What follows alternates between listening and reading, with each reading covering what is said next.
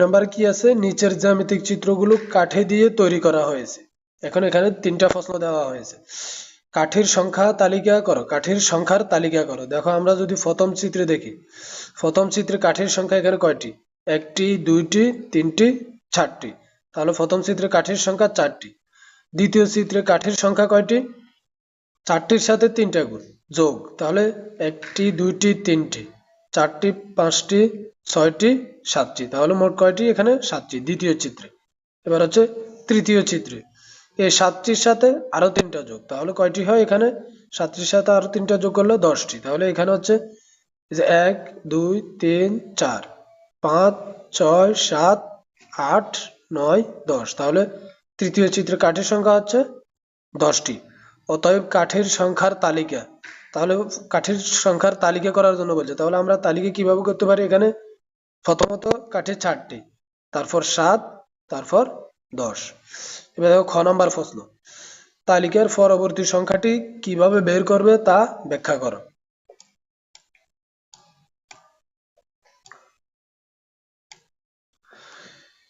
এই দেখো আমরা এখানে কাঠির তালিকা পেয়েছি কি ক নম্বরে? 4, 7, 10। যে ক হতে পাই তালিকার সংখ্যাগুলো হচ্ছে 4, 7, 10। তাহলে এখানে পার্থক্য, আমরা 4 আর 7-এর মধ্যে পার্থক্য করলে কত পাই? 7 থেকে 4 বিয়োগ করলে 3, আবার 10 থেকে 7 বিয়োগ করলে 3। তাহলে তালিকার সংখ্যাগুলো একটি প্যাটার্নে লেখা হয়েছে। এখানে একটা প্যাটার্ন তৈরি হয়েছে। এটার প্যাটার্নটা কি? প্রতিবার দুটি সংখ্যার মাঝে 3 করে পার্থক্য রয়েছে। লক্ষ্য করলে দেখতে পাই যে পরপর দুটি সংখ্যার পার্থক্য 3। এখানে আমাদের পরপর দুটি সংখ্যার পার্থক্য হবে 3। তাহলে অতএব আমরা যদি পরবর্তী সংখ্যাটি নির্ণয় করতে যাই, 10-এর সাথে আমরা 3 যোগ করব। তাহলে 10 যোগ 3 সমান কত?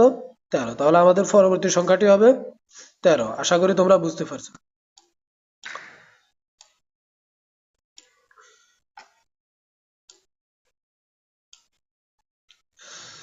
কাঠি দিয়ে পরবর্তী চিত্রটি তৈরি করা, কাঠি দিয়ে পরবর্তী চিত্রটি তৈরি করা হলো। তাহলে এখানে এই চিত্রটি কাঠের সংখ্যা, তালিকার পরবর্তী সংখ্যা হচ্ছে 10। এখানে দেখো আগের চিত্র ছিল 10টি, এ পর্যন্ত কাঠি ছিল। এখন আরো 3টা যোগ করা হয়েছে, তাহলে 10-এর সাথে 3 যোগ সমান কত? 13 এর সমান। লক্ষ্য করলে দেখা যায় প্রদত্ত জ্যামিতিক চিত্রগুলো একটি বীজগণিতীয় রাশি অনুসরণ করে। পরবর্তী চিত্রটি তৈরির জন্য রেখাংশের সংখ্যা প্রতি প্যাটার্নের শেষে বীজগণিতীয় রাশি 3ক যোগ 1 অনুসরণ করে। 3ক যোগ 1 অনুসরণ করে। এটার ব্যাখ্যা কি? এখানে দেখো ক সমান 1 হলে, তাহলে আমরা এখানে 3ক যোগ 1 দেওয়া হয়েছে। তাহলে আমরা যদি ক এর মান যদি 1 ধরি, তাহলে 3ক যোগ 1, 3-এর সাথে 1 গুণন, তাহলে 3 একে 3 যোগ কত? 1। তাহলে কত হয়? 3 আর 1 যোগ করলে 4। তারপর হচ্ছে দ্বিতীয়, এবার যদি আমরা ক এর মান 2 ধরি, তাহলে 3ক যোগ 1, তাহলে 3 গুণন ক এর মান হচ্ছে এখানে 2। তাহলে 3 দুগুণে কত হয়? 6। 6 আর 1 যোগ করলে 7। তারপর এবার যদি আমরা ক এর মান 3 ধরি, তাহলে কত হয়? 3ক যোগ 1, তাহলে ক এর মান 3। 3 3-এ গুণ করলে কত হয়? 9 যোগ 1 সমান কত? 10। তাহলে এবার যদি ক এর মান 4 হলে 3ক যোগ 1, তাহলে 4 এর ক এর মান হচ্ছে 4। 3 ছাড়া 12, 12 আর 1 যোগ করলে কত হয়? 13। অর্থাৎ চতুর্থ চিত্রের কাঠির সংখ্যা 13। অতএব উত্তরের সত্যতা যাচাই করা হলো। অতএব উত্তরের সত্যতা যাচাই করা হলো।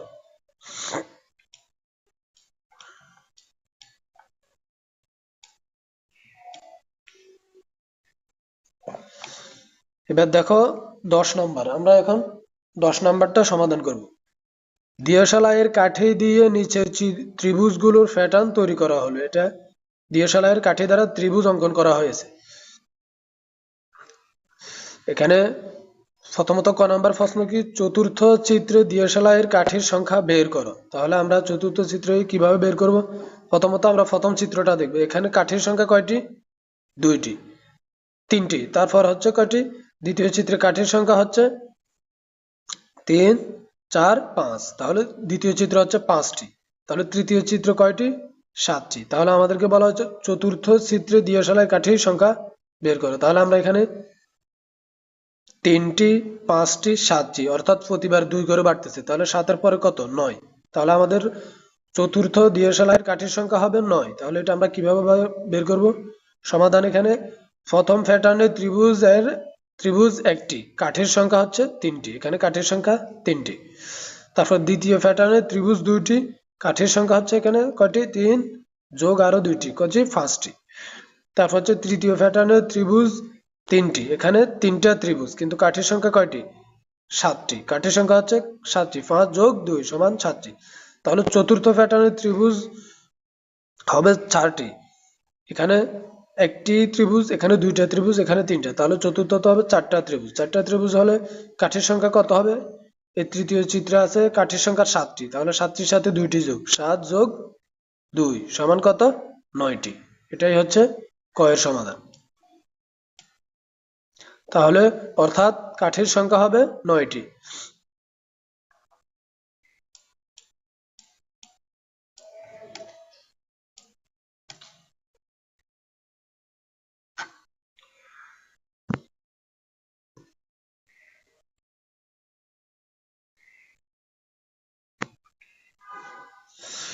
দেখো এখানে এবার ক নাম্বার, ক নাম্বার কি?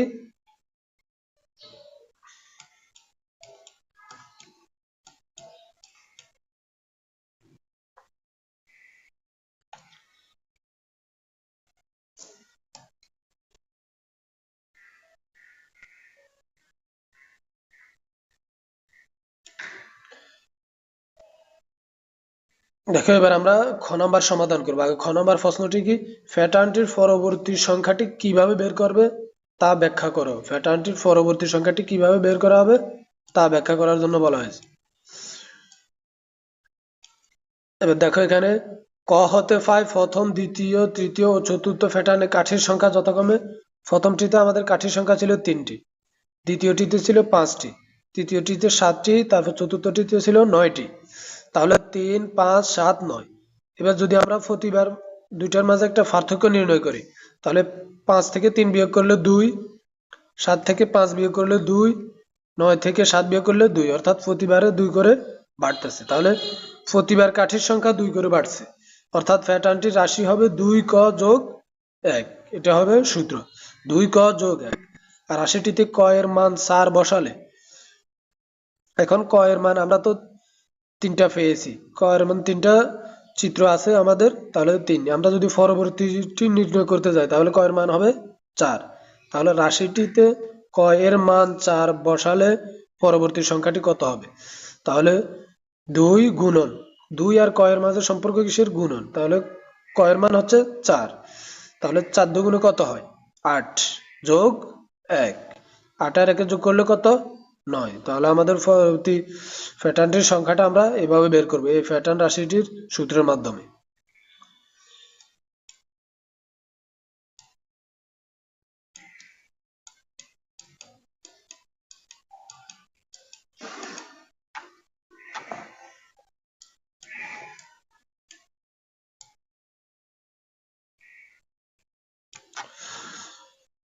এবার দেখো ঘ নাম্বার প্রশ্ন। ঘ নাম্বারে কি দেওয়া আছে? শততম প্যাটার্ন তৈরিতে কতগুলো দিয়াশলাইয়ের কাঠির প্রয়োজন? শততম প্যাটার্ন, তাহলে আমরা শততম প্যাটার্ন তৈরিতে কতগুলো দিয়াশলাইয়ের কাঠির প্রয়োজন হবে?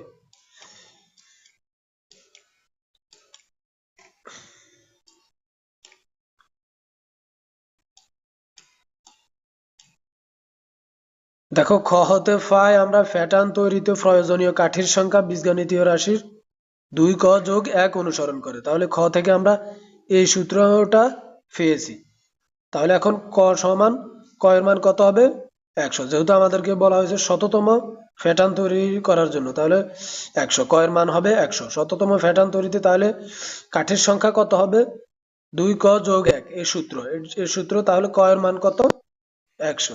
তাহলে 2 গুণন 100, 2 আর 100 গুণ করলে কত হয়? 100 দুগুণে 200 যোগ 1, তাহলে সমান কত? 201টি। তাহলে আমাদের শততম প্যাটার্ন তৈরিতে কাঠির সংখ্যা হবে কত? 201টি।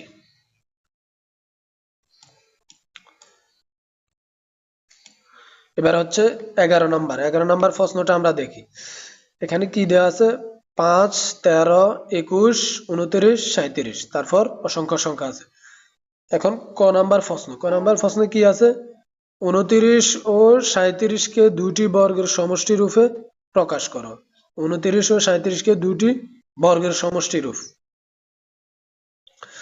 তারপর খ নাম্বার হচ্ছে তালিকার পরবর্তী 4টি সংখ্যা নির্ণয় করো। এই 37 এর পরে আরো 4টি সংখ্যা নির্ণয় করার জন্য বলা হয়েছে। তারপর হচ্ছে তালিকার প্রথম 50টি সংখ্যার সমষ্টি নির্ণয় করো।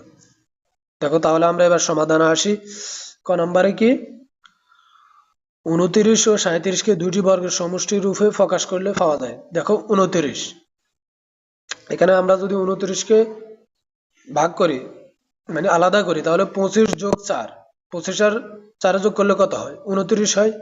তাহলে এটা একটা সমষ্টি, দুইটা সংখ্যার সমষ্টি, এবং এই দুইটা সংখ্যা বর্গের সমষ্টি হয় কিনা আমরা দেখব।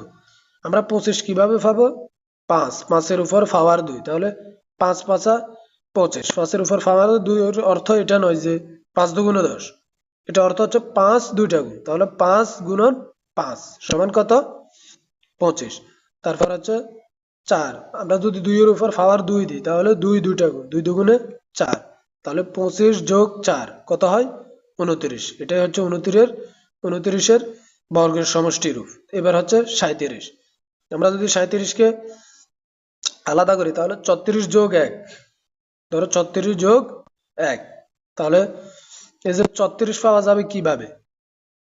6 এর উপর পাওয়ার 2 দিলে, 6 এর উপর পাওয়ার 2 দিলে কত হয়? 6 দুইটা গুণ, 6 6 36। তারপর হচ্ছে 1 এর উপর যদি আমরা পাওয়ার 2 নাও, যতই দিই 1 যতগুলোই গুণ করা হোক থাকবে কত? 1ই থাকবে। তাহলে 34 যোগ 1 সমান কত? 37।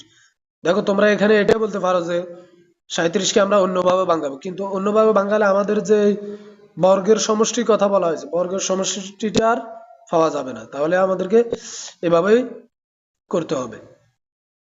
এবার হচ্ছে খ নাম্বার কি? তালিকার পরবর্তী 4টি সংখ্যা নির্ণয় করো। এটার পরবর্তী 4টি সংখ্যা নির্ণয় করবো আমরা।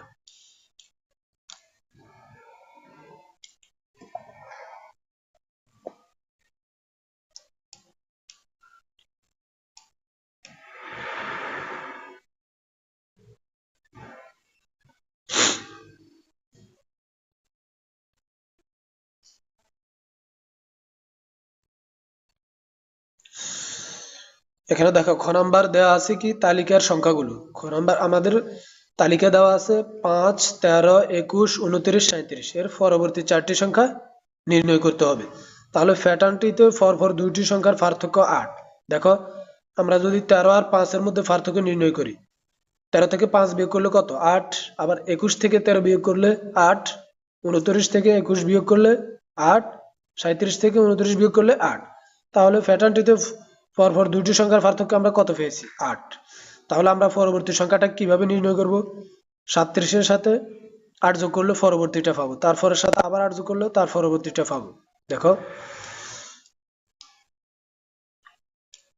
এই যে এখানে, সুতরাং তালিকার পরবর্তী 4টি সংখ্যা হলো কিভাবে?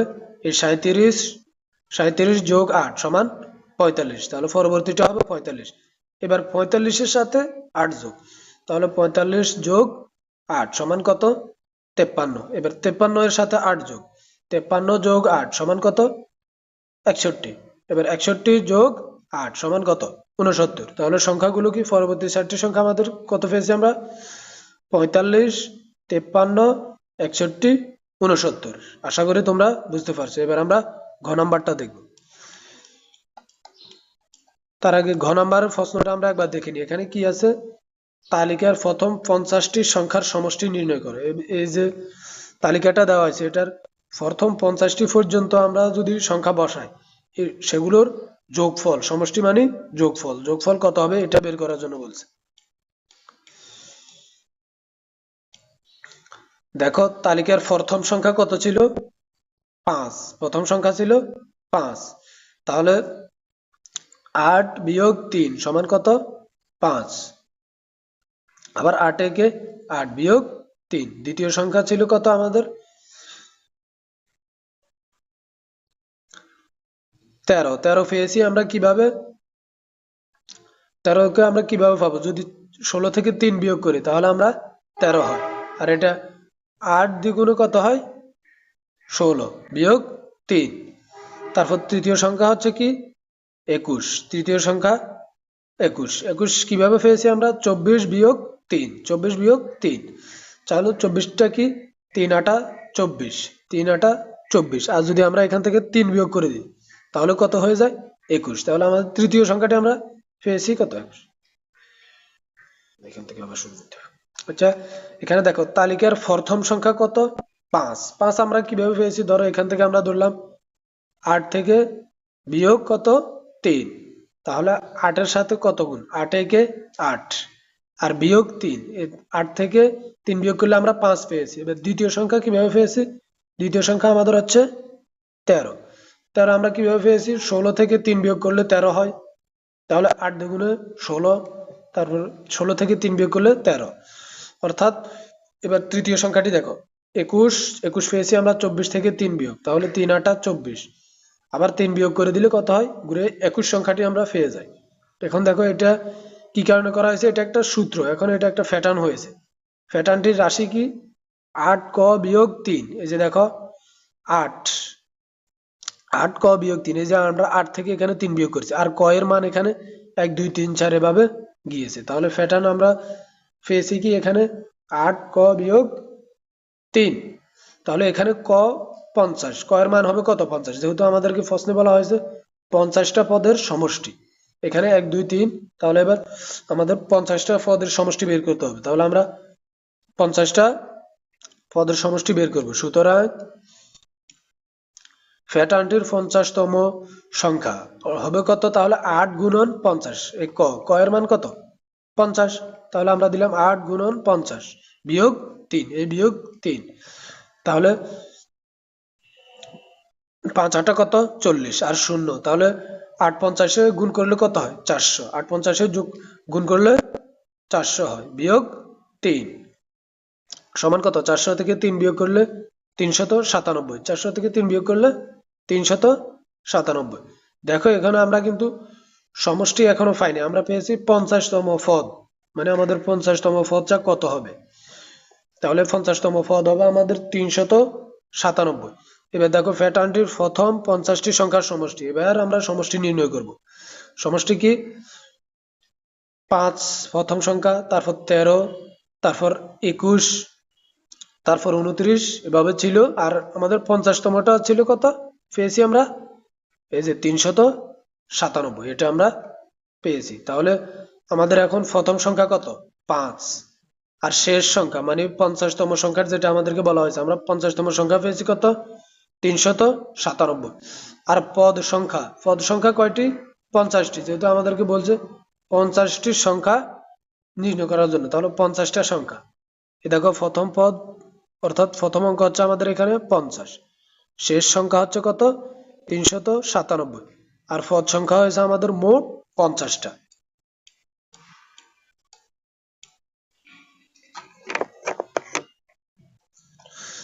তাহলে সমষ্টির এক সূত্র কি?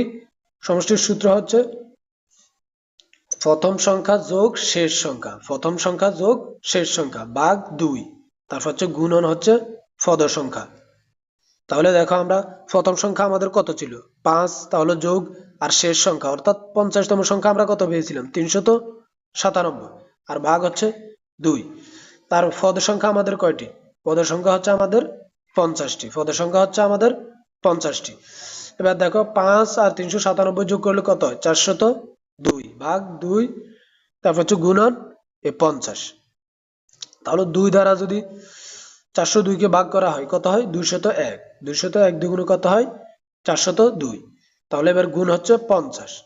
201, দেখো এখানে আমরা 2 দ্বারা 402-কে ভাগ করে ফেলেছি কত? 201 আর গুণ আছে 50।